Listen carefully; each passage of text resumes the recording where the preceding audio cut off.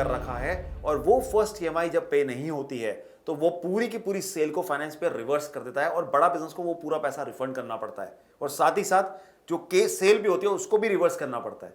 सो उस सब चीजों को ओवरलुक करते हुए, ध्यान रखते हुए कि ओवरलुक ना हो, और इसको थोड़ा और डिटेल में जाके हम इसको इसलिए कंट्रोल करने की कोशिश कर रहे हैं कि आपकी सेल को भी हमें रिवर्स ना करना पड़े, आपकी सेल को भी सुरक्षित रखा जाए, आपके पे आउट्स को भी सुरक्षित रखा जाए और साथ ही साथ सबसे बड़ा ऑर्गेनाइजेशन को सुरक्षित रखा जाए, क्योंकि अगर बड़ा बिजनेस सिक्योर नहीं होगा तो इससे भी बहुत बड़ा लॉस होगा।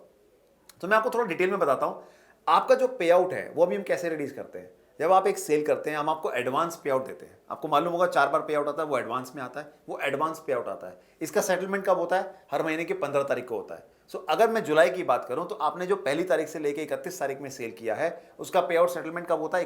15 सितंबर के 15 अगस्त के आसपास में होगा, राइट।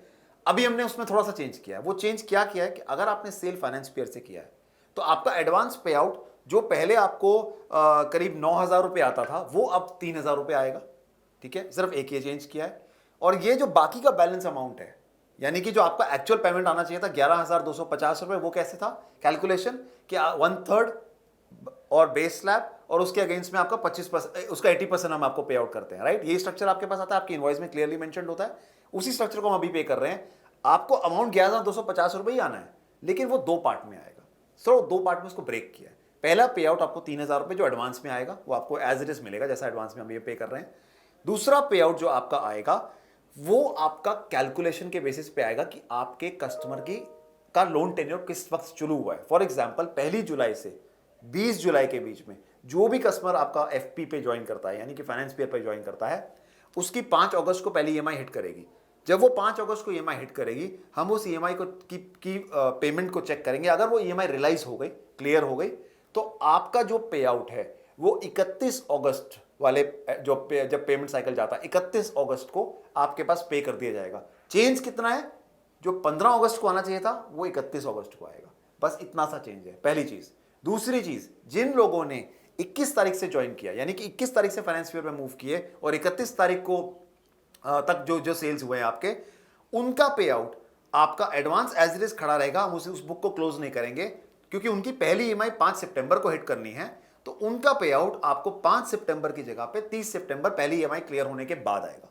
ये बहुत क्लियर है और बहुत सिंपल है। इसमें कोई अमाउंट में कोई चेंज नहीं किया गया कि आपको लग रहा हो कि मेरा पे आउट अब मुझे 3,000 रुपये मिल रहा है जो पहले मुझे 8,000 मिलता था या 9,000 मिलता था या 11,000 मिलता था। नहीं, बिल्कुल भी ऐसा नहीं किया गया है। आज भी हम वही अमाउंट देंगे, 11,250 रुपये वही रहेगा। अगर आपके कस्टमर की ईएमआई प्रॉपरली क्लियर होकर आ रही है, आपको पैसा पूरा मिलेगा। It is just little deferred.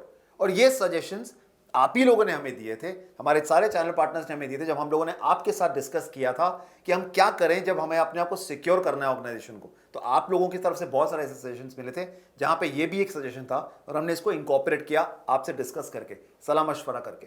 सो आपको अपने आईबीसीज को भी ये बात बताना पड़ेगा कि आपका पे आउट बिल्कुल सुरक्षित है, आपको कोई लॉस नहीं होने वाला है, आपको पे आउट प्रॉपर मिलेगा। लेकिन आपको इंश्योर क्या करना है कि आप टाइम से अपनी ईएमआई भरें। ये स्टैंडर्ड प्रैक्टिस है और ये हर महीने रहने वाला है। जो भी सेल आपकी पहली तारीख से 20 तारीख के बीच में होंगी, उसका पे आउट आपको सब्सिक्वेंट मंथ के आखिरी में, यानी कि जो 15 तारीख को मिलता था उसकी जगह पे आपको 31 तारीख या 30 तारीख को मिलेगा। उसके बाद जो 21 से 31 तक जो आपकी सेल होंगी, इसका पे आउट आपको उसके सब्सिक्वेंट मंथ, यानी कि 1 महीने के बाद, पहले ईएमआई लगने के बाद, उस मंथ के 30 तारीख को या 31 तारीख को पे किया जाएगा। सो अगर मैं जुलाई के एग्जाम्पल से बात करूं तो 21 से 31 जुलाई की जो सेल्स हैं उसका पे आउट आपको सितंबर 30 तारीख से पहले तक आएगा, और उससे पहले की जो सेल्स है उसका पे आउट आपको 31 अगस्त को आएगा। इसके साथ हमने एक चेंज और किया, ये भी अगेन आप ही के सजेशंस के बेसिस पे किया था, जहां पे हमने कोड रिवर्सल्स के ऊपर थोड़ा सा चेंज किया है कि कोड रिवर्सल का पे आउट अब ईएमआई कंप्लीट होने के बाद दिया जाएगा। आपका कोड रिवर्सल का टाइम सब सेम है, कोई चेंज नहीं है। 6 महीने का ईआईबीसी को टाइम मिलता था इनवॉइस बनने के बाद कोड रिवर्सल के लिए, सेल करने के लिए, वो एप्लीकेबल है। कोई और चेंज नहीं है उसके अंदर। सिर्फ चेंज ये है, आप अपनी जब ईएमआई खत्म कर देंगे आपके आईबीसी, यानी कि उनकी 12 महीने की अगर ईएमआई है, वो 12 महीने का टेन्योर जैसे ही खत्म होगा, उनकी सारी ईएमआई फिनिश हो जाएंगी, उनका पूरा कोड रिवर्सल रिलीज कर दिया जाएगा। इसके लिए कोई उनको एक्स्ट्रा सेल भी नहीं करनी है, जो सेल वो कर चुके हैं उसी के अगेंस्ट में वो कंसिडर किया जाएगा। पहली चीज। दूसरी चीज, अपॉर्चुनिटी कहां पे आती है? अपॉर्चुनिटी ये आती है कि अगर आपके आईबीसी अपनी एडवांस ईएमआई पहले देना चाहें, यानी कि अपनी आगे की भी 6 महीने की ईएमआई कमाई करने के बाद बेटर पहले देना चाहें और लोन को फोरक्लोज करना चाहें, तो वो 6 महीने में भी फोरक्लोज करा सकते हैं, 3 महीने में भी फोरक्लोज करा सकते हैं, 9 महीने में भी फोरक्लोज करा सकते हैं और उनका पे आउट उसके बाद रिलीज कर दिया जाएगा, यानी कि जो उनका कोर्ट रिवर्सल है वो उसके बाद उनको रिलीज कर दिया जाएगा।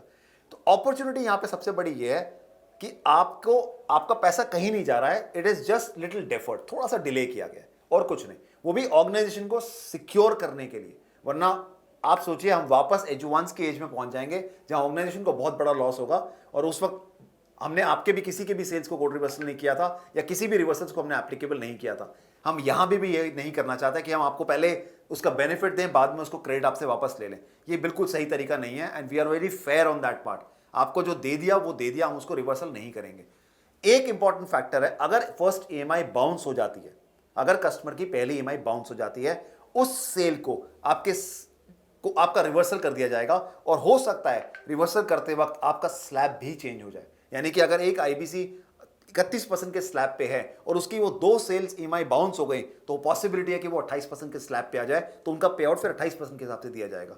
तो ये इंपैक्ट थोड़ा इंपॉर्टेंट है समझना कि एक भी ईएमआई किसी भी कस्टमर की, यानी कि जो फाइनेंस पेयर पे कस्टमर आ रहा है, वो पहली ईएमआई सबसे इंपॉर्टेंट है पे करनी। इनफैक्ट सारी ईएमआई इंपॉर्टेंट है पे करनी, बट पहली सबसे क्रिटिकल है क्योंकि इससे आपकी पूरी सेल का स्ट्रक्चर चेंज हो सकता है।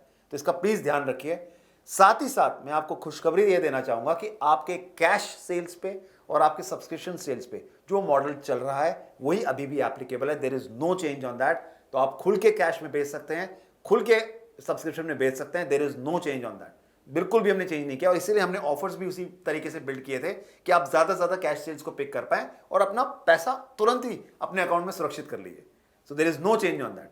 आई होप इस वीडियो से आपको काफी क्लैरिटी मिली होगी, काफी डिटेल में समझ में आ गया होगा कि पूरा फाइनेंस पेयर के प्रोसेस में क्या चेंजेस हैं, क्या एप्लीकेबल किया गया है। और अब आप में से किसी को भी और आपके आईबीसीज को भी किसी को कोई डाउट नहीं होगा। इसको ध्यान रखिए इस चीज का, मेक श्योर कि हम इसको फॉलो करें। और साथ ही साथ फिर से बोलना चाहूंगा, ईएई की क्लोजिंग 15 अगस्त को आ गई है। आज हम 6 तारीख पे बैठे हैं, मात्र 7-8 दिन रह गए हैं। इस पे जोर लगा दीजिए, पूरी ताकत लगा दीजिए कि हम मैक्सिमम इसका बेनिफिट ले पाएं और इस प्रोडक्ट की अच्छी से अच्छी सेल्स को हम पिक कर पाएं। बहुत बहुत धन्यवाद इस वीडियो को देखने के लिए और हमारे साथ डिटेल में इस बात को समझने के लिए कि फाइनेंस पेयर में हमने कोई रिलेटिव चेंज नहीं किया है और ये चेंज ऑर्गेनाइजेशन के हित में ही किया गया है। Thank you so much.